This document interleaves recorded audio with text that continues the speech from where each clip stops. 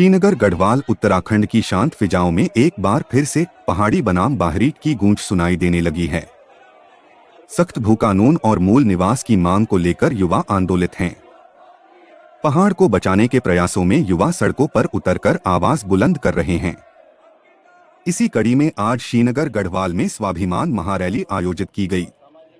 श्रीनगर स्वाभिमान महारैली में सैकड़ों की संख्या में लोग जुटे। श्रीनगर स्वाभिमान महारैली में पूरे गढ़वाल भर से विभिन्न सामाजिक संगठनों सहित कांग्रेस यूकेडी के कार्यकर्ताओं ने महारैली में हिस्सा लिया। स्वाभिमान महारैली में कांग्रेस पूर्व प्रदेश अध्यक्ष गणेश गोदियाल भी मौजूद रहे। श्रीनगर स्वाभिमान महारैली की शुरुआत ग्राउंड से हुई।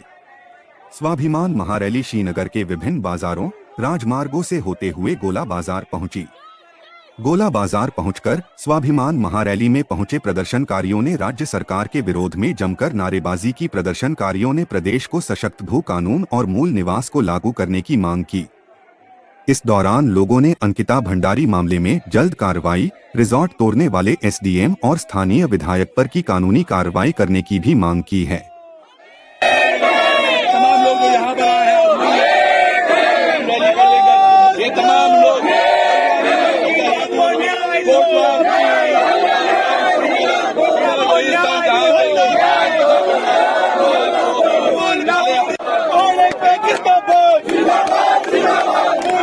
लागू करो,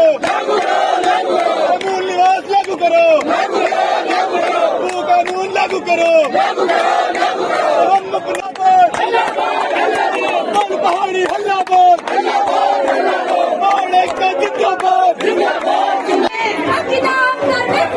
और यहाँ सोच नहीं गई समर्थन में आप भू कानून रैली निकाली गई है, तो किस तरह से देखते हो आप इसे? देखिए, उत्तराखंड की जनता लंबे समय से मूल निवास भू कानून की मांग कर रही है और सरकार इस बात को ध्यान नहीं दे रही है। लगातार लोग सड़कों पर उतर रहे हैं। देहरादून से लेकर कोटद्वार, हल्द्वानी, टिहरी में भी महारैलियाँ हो गई हैं और आज श्रीनगर में महारैली भी, एक ऐतिहासिक महारैली यहाँ पर भी हुई। लोग चाहते हैं उनके अपने राज्य में अपना मूल निवास का उनको अधिकार मिले, उनकी ज़मीनें बचे, उनको नौकरियाँ पर उनका पहले अधिकार हो, अपने रिसोर्सेज उनके हाथों में रहे। लेकिन आज क्या हो रहा है, भारी माफिया यहाँ पे आकर कब्जा जमा रहे हैं, सब तरह के रिसोर्सेज अपने नाम कर रहे हैं। ऐसे में हमारे लोग कहाँ जाएंगे? उनके सामने एक बहुत बड़ा संकट है। अंकिता भंडारी जैसे हत्याकांड क्यों इस राज्य में हुए? क्योंकि मूल निवास इस राज्य में नहीं है, क्योंकि सशक्त भू कानून इस राज्य में नहीं है। ये स्थिति इस राज्य की हो गई है। तो हमें ये बात समझनी होगी कि जब तक मूल निवास नहीं होगा, अंकिता भंडारी जैसे हत्याकांड इस राज्य में होते रहेंगे। भू कानून नहीं होगा तो उनके राज्य से लोग रिजॉर्ट बनाते रहेंगे और आपराधिक लोग इस राज्य में आते रहेंगे। तो लड़ाई हमको लड़नी पड़ेगी अपने वजूद को, अपने अस्तित्व को बचाने के लिए। आज नहीं लड़े तो आने वाले समय में इस राज्य में यहाँ के मूल निवासी का भविष्य बिल्कुल सुरक्षित नहीं है, वो खतरे में है। यहाँ पे देखा गया है कि काफी युवा वो दर्द है कि यार अपनी जमीनें अपने बचानी है हमको। वो माफिया के हाथों में जाएंगे, जमीन नहीं बचेगा, हमारा आधार नहीं रहेगा अपने राज्य में, अपनी संस्कृति खत्म हो जाएगी, अपनी डेमोग्राफी बदल जाएगी। तो जमीन बचेगी तो वो अपना अस्तित्व बचेगा और मूल निवास होगा तो रिसोर्सेज बचेंगे। इसलिए इस आंदोलन में हर कोई बढ़ चढ़ कर भागीदारी निभा रहा है और आगे बढ़ रहा है और ये आंदोलन निरंतर आगे बढ़ता रहेगा। आज हजारों की संख्या में जो श्रीनगर में लोग आए सड़कों पे, तो साफ साफ दर्शा रहा है कि पूरे प्रदेश में अब ये आंदोलन ज्वाला बन चुकी है और कोने कोने से भू कानून मूल निवास की आवाज़ आ ही रही है। और साथ ही साथ जो दमन हो रहा है उत्तराखंड की सरकार का, जो कथित वीआईपी को जेल में नहीं डाला जा रहा है और जो पत्रकार आवाज़ उठा रहे हैं उसकी गिरफ्तारी हो रही है, तो उसके विरोध में जनता स्वतःस्फूर्त सड़कों पे आ रही है। और उत्तराखंड की सरकार को साफ साफ स्पष्ट संदेश है कि अगर जल्द से जल्द हमें न्याय नहीं मिलेगा, हमें मूल निवास नहीं मिलेगा, हमें मजबूत भू कानून नहीं मिलेगा, तब तक ये आंदोलन अनवरत जारी रहेगा। नहीं आ रहे, लेकिन कुछ लोग ऐसे दिख रहे हैं जो हमेशा यहाँ पे उस माँ के साथ दर्द आ रहे हैं। लेकिन क्या चाहते हैं अंकिता भंडारी के बारे में और आशुतोष नेगी और भू कानून के बारे में? देखिए, जो भू कानून की बात जहाँ तक हम लोग देख रहे हैं, तो इस भू कानून में हम लोग एक तरफ पहले से क्या देख रहे हैं, 2018 के भीतर विधानसभा में त्रिवेंद्र सिंह रावत जी की सरकार जो है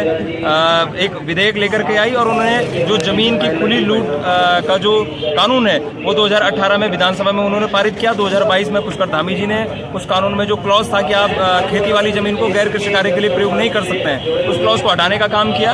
एक तरफ पुष्कर धामी जी कह रहे हैं कि उत्तराखंड के भीतर लैंड जिहाद हो रहा है, दूसरी तरफ जमीनों की खुली लूट सरकार अपने तरफ से खोल रही है। और 2018 के भीतर जब से ये विधेयक विधानसभा के भीतर आए, उसके बाद आपने देखा कि उत्तराखंड के भीतर एकदम से अचानक रिजॉर्ट कल्चर की शुरुआत हुई और उसी रिजॉर्ट कल्चर में हमारे जो पहाड़ की माँ बहन बेटियां वो जाकर के उस रिजॉर्ट कल्चर में फंसी। और उसी का उदाहरण आपने देखा कि यमकेश्वर के भीतर जो रिजॉर्ट था वहाँ बहन अंकिता भंडारी की हत्याकांड हुआ और आज तक जो है सरकार, प्रशासन, पुलिस जो है वीआईपी का नाम सार्वजनिक नहीं कर रही है। तो हम सब लोग इस सभा के माध्यम से उत्तराखंड में एक सशक्त भू कानून होना चाहिए और उत्तराखंड में जो अंकिता भंडारी हत्याकांड है इसमें जो वीआईपी का नाम था उस वीआईपी के नाम को तत्काल रूप से सार्वजनिक करना चाहिए। ये सब हम सब लोगों की मांग है।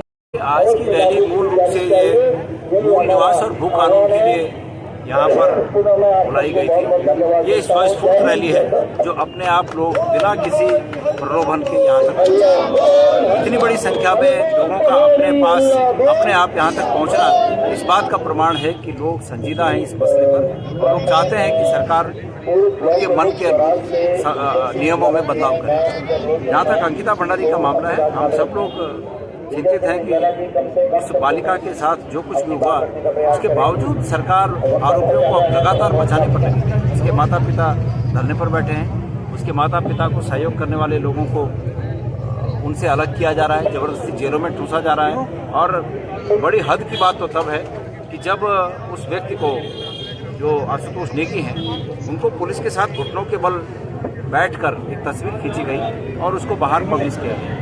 ये क्या है? ये क्या संदेश देना चाहती है सरकार? सरकार ये संदेश दे रही है जो भी हमारे सामने आएगा उसको घुटनों के बल बैठना पड़ेगा।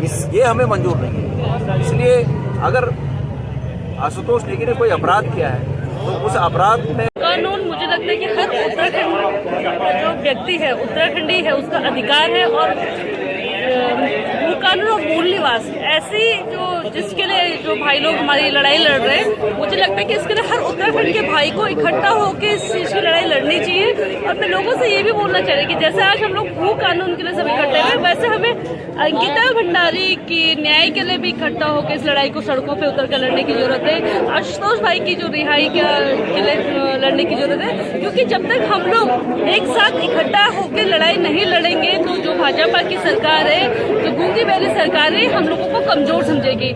हम सब लोगों की जो ताकत आज मुझे यहाँ पे दिख रही है, मैं चाहती हूँ कि ये ताकत हमें हर उत्तराखंड की उस लड़ाई में एक साथ एकजुट होकर मिले, जो कि उत्तराखंड के भाइयों की, उत्तराखंड की बहनों की, उत्तराखंड की अस्मिता के लिए सवाल खड़े करते हैं। मूल निवास और भू कानून को लेकर आज श्रीनगर में ऐतिहासिक रैली हुई। इसके साथ ही हमारी जो पहाड़ की बेटी थी अंकिता भंडारी, उसको न्याय दिलाने की मांग भी रैली के दौरान हम लोगों ने उठाई है। और एक पत्रकार साथी, आपके ही बीच के जो पत्रकार हैं आशुतोष जी, उनको रिहाई की भी मांग हम लोग कर रहे हैं। आप जानते हैं कि इससे पहले भी जैसे बेरोजगार संघ के जो लोग थे उन्होंने भी आंदोलन करा तो उनको जेल में डाल दिया। बहन अंकिता भंडारी के लिए पत्रकार आशुतोष जी आंदोलन कर रहे थे, आज उनको जेल में डाल दिया। ये सरकार आज दर्शा रही है कि अगर हमारे लोग सड़कों पर आएंगे तो वो उनको जेलों में डालेंगे। लेकिन अब हम सरकार को बताना चाहते हैं, आज श्रीनगर की सड़कों में आपने देख लिया होगा हजारों की संख्या में लोग सड़कों पे आए हैं। अब आपकी जेलों में कितनी जगह है हम ये भी देखेंगे और भविष्य में बहुत मजबूती के साथ मूल निवास, भू कानून और तमाम मुद्दों की लड़ाई हम लड़ते रहेंगे।